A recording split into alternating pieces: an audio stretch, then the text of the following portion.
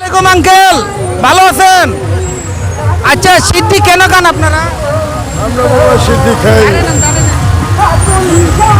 আমরা বাবা সিদ্ধি খাই, আমাদের তো ভালো লাগে।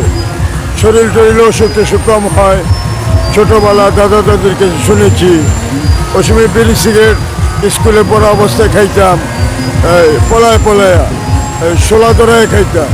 তা আম্মা চাচারা পিটাতো, দাদি বলতো যে এই মারিস নি, বুদ্ধি হবে, জ্ঞান হবে, বুদ্ধি বুদ্ধি বুদ্ধি জ্ঞান হবে, ওদেরকে মারিস নি।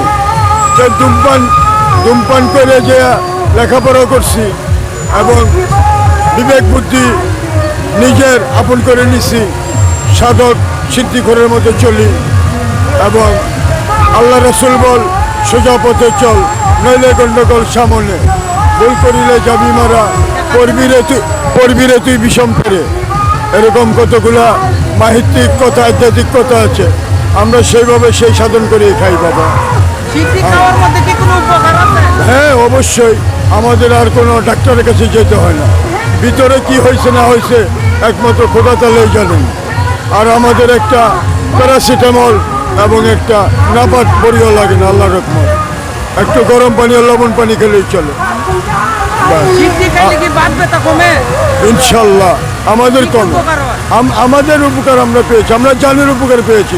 কি কি উপকার হয় এটা জানে আল্লাহ। আমার জানের আমি উপকারে আছি, আমার আল্লাহকে নিয়ে আমি বিশ্বাস করতে আছি। আপনার নাম?